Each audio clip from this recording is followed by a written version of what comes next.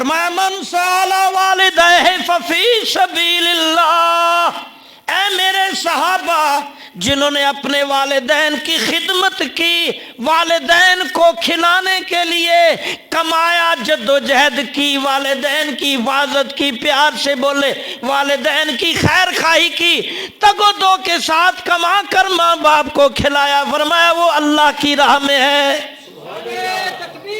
اللہ یا رسول اللہ۔ اب یہ میں نے پہلے کہا نا کہ ہمارے جو معلومات ہے یہاں تک اکثر نماز، روزہ، حج، زکوٰۃ، جہاد، قربانی، یہ سارے اللہ کی راہ ہے، اس سے ہٹ کر اس میں کنسیپٹ دیا جا رہا ہے، کیونکہ صحابہ نے کہا کاش یہ جوان اپنی جوانی اللہ کی راہ میں لوٹا دے۔ آپ نے ان کے وسعت علم میں وسعت دی، فرمایا جو جوان تگ و دو کرے، مزدوری کرے، ہنر سیکھے، کام کرے، مشقت سے حلال طریقے سے کمائے اور کما کر اپنے بوڑھے ماں باپ کو کھلائے، ان کی دوائی دارو لے کر آئے، ان کو فیسلیٹیٹ کرنے کے لیے کپڑے گرمی سردی کا انتظام کرے، ان کی دلجوئی کرے، فرمایا ففی سبیل اللہ، وہ جوان بھی اللہ کی راہ میں ہے۔ ہاں وہ جوان بھی اللہ کی، علماء کے پاس بیٹھو، اپنے بچوں کو بٹھاؤ، یقین جانو آپ کا بڑھاپا سنہری ہو جائے گا۔ آپ کے بچوں کو ہم سکھائیں گے بھائی تم اللہ کی راہ میں جہاد کرنا چاہتے ہو تو ان جہاد کرنے والی اقسام میں سے یہ بھی ایک قسم ہے کہ تم حلال کما کر ماں باپ کو کھلاؤ، دوائی دارو کپڑے ان کے پاس۔ بہت شادی ہو گئی، ایک بچہ بیگم اس سسرال میں جا گھسا، دوسرا بچہ وہ اپنے سسرال میں لے گئے۔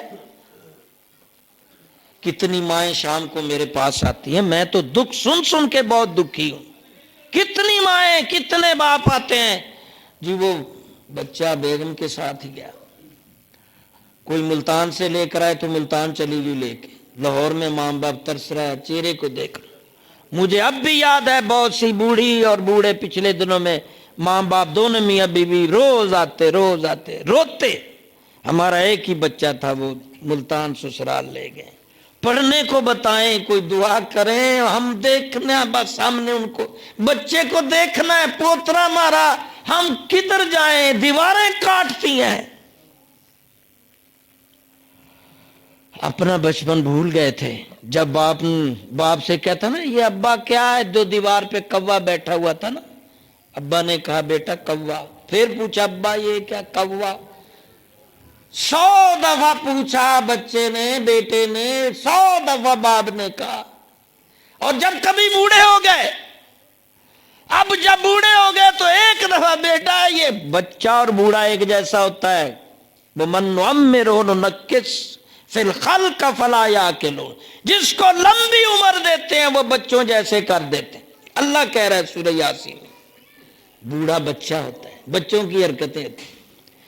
بوڑھے نے جب بیٹا یہ کیا ہے، ایک دفعہ تنگ نظر سے بتا دیا، بیٹا تھوڑی دیر بھول جاتا ہے نا، دماغ چھوڑ جاتا ہے سب کچھ، جو بنایا ہے اب مٹانا بھی ہے، واہ مالک تیرا نظام، پہلے اتنا تناور درخت بنایا تھا، پہلوان چودھری صاحب، میاں صاحب، جرنل جج صاحب، اوپر ہٹو فلانا آ گیا، اب مٹنا شروع ہو گیا، ٹھننا شروع ہو گیا، ڈھانچے ہڈیاں دماغ اب پگھل رہا ہے، نکل رہا ہے پیشاب سے نکل رہا ہے، پگھل رہا ہے، ڈھل رہا ہے۔ دوسری دفعہ پھر باپ نے پوچھا بیٹا یہ ابا تو بھی بک لائی رکھتا ہے، ابھی تو بتایا تھا، اس نے کہا بیٹا ایک بچپن میں مجھے ابھی بات یاد ہے، تو نے 100 بار پوچھا تھا، میں نے پیار سے بتایا تھا، میں نے تو ابھی دوسری دفعہ پوچھا ہے۔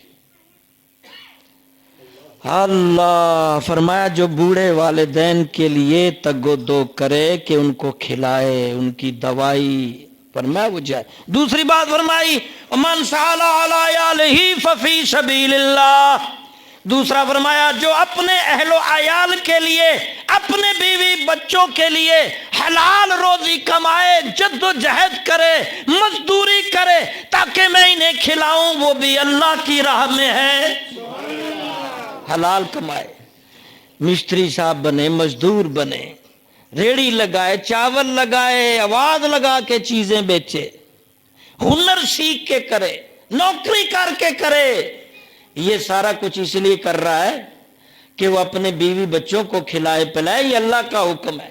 فرمایا وہ بھی جہاد میں ہے، وہ بھی کس راہ میں ہے؟ اللہ کی راہ میں۔ یہاں تو کرائے پہ عورت مل جاتی ہے، پاکستان میں بھی یہاں مل جاتی ہے۔ یہ جب سے یہ 2-3 سالوں سے غربت آئی ہے، گندے لوگ آئے ہیں، اب تو یہی چیز کاروبار رہ ہی پیچھے یہی گیا، فراڈ کا، دھوکے کا، ملاوٹ کا، کم ناپ تولنے کا، رشوت کا، یا پھر یہ عورتوں کا۔ کتنی فیملیاں لوگ آتے ہیں، یہ میری بیٹی اس راہ پہ چل گئی، کئی شوہر آتے ہیں میری بیوی اس کام پہ چل گئی۔ جب بیوی سے رجوع کرتا ہوں کہ تو کیوں شوہر کماتا نہیں، کھاؤں کہاں سے؟ ہفتے میں ایک ٹرپ لگاتی ہوں۔ بتاؤ، بیوی رکھنا، بچے پالنا مشکل ہے، ورنہ بیوی کا متبادل جو عورتیں آرام سے مل رہی ہیں، عورتوں کو شوہر آرام سے مل رہے ہیں۔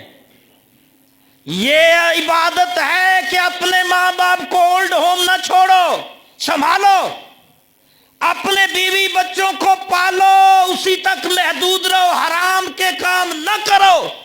کوئی بیوی کسی اور مرد سے یا مرد کسی اور عورت سے طلق۔ تیسری بات فرمائی وَمَنْ سَعَى عَلَى نَفْسِهِ لِيَعِفَّهَا فَهُوَ فِي سَبِيلِ اللَّهِ، جس نے کسی سے مانگنے سے بچنے کے لیے جد و جہد کی، وہ بھی اللہ کی راہ میں ہے۔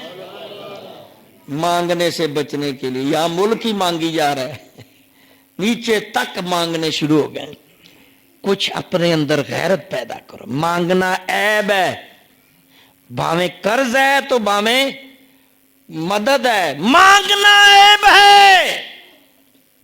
آج میں ممبر پہ بیٹھ کے کہہ رہا ہوں 3 مدرسے میں نے چھوڑے ہیں، حالانکہ مدرسوں کے لیے مانگنا بری بات نہیں۔ 3 مسجدیں بنائی ہیں میں نے اپنی زندگی میں، 3 مدرسے بنائے ہیں، آن دی ریکارڈ بات کر رہا ہوں، 37 سال ہو گئے میرے اس ایریے میں۔ صرف اس لیے پیچھے ہٹتا گیا کہ مدرسے اور مسجد کے لیے 10 بار مانگتے تھے، اندر ٹوٹتا تھا، کیسے مانگے؟ یہاں بھی سوال کرتا ہوں کئی دفعہ اپنے آپ کو مار کے، حالانکہ یہ پھر میں ذہن میں رکھتا ہوں کہ اللہ کے لیے مانگنا تو سنت نبی ہے۔ اپنے اندر غیرت پیدا کرو، مانگنے والے نہ بنو، دینے والے۔ آخری بات وَمَنْ سَعَى مُقَاصِرًا فَفِي سَبِيلِ الطَّاغُوتِ سَبِيلِ الشَّيَاطِينِ، جو تکبر اور شیاطین کے طریقوں سے بچتا ہے وہ بھی اللہ کی راہ میں ہے۔ اللہ ہم سب کو عمل کی توفیق عطا